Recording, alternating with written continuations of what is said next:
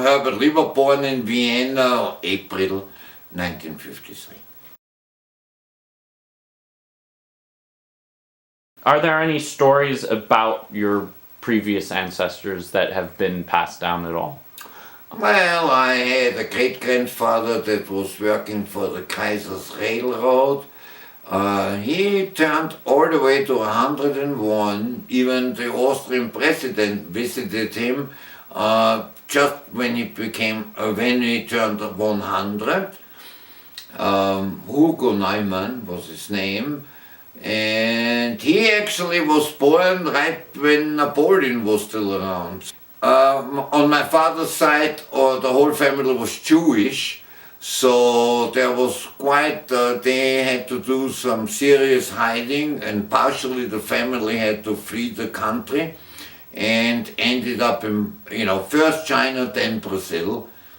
And my dad was hiding actually in Austria on the countryside.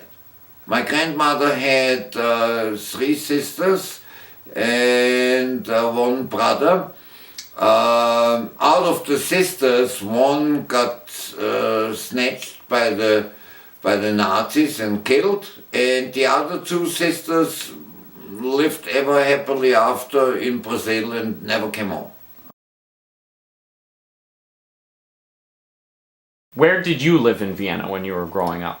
Well, in Vienna, in the 18th district, which is actually a fairly good district. That was through my grandmother with the haberdashery. She was fairly well off. When I was 6 years old, meaning elementary school, in a very strict Catholic school the first year. And then later on, I still had to go to a Catholic school called the Piaristen.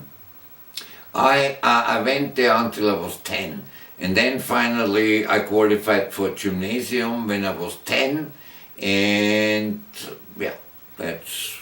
And how did you like the Catholic school? Did you have any trouble, perhaps, with making your the bed? nuns were very cruel and brutal, but I survived. Actually, I had to beg my mother to take me out from there because I hated it.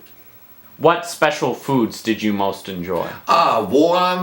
Warm sweets. Austria is very famous for things like Palatschinken, Germknödels, all kinds of Mohn noodles, meaning these are sweets but warm and unbelievably delicious, and you won't get them anywhere else.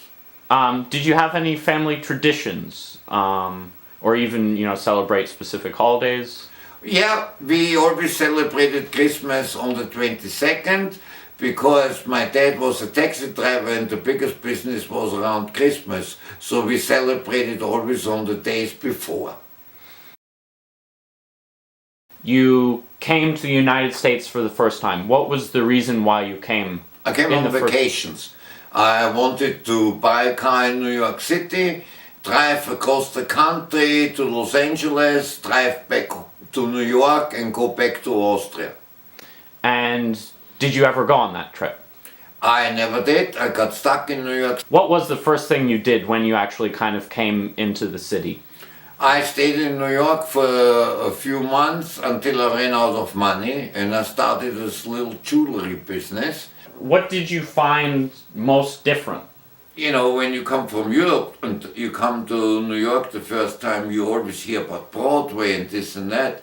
And at that time, we are talking 79, the Broadway in the 80s really did not look very spectacular. I mean, poor people and very dirty and messy. That was a little bit of a surprise because you figured Broadway, you always thought of glamour and this and that, so there are some kind of surprises. Number 1 customs I dropped was I had to speak English instead of German.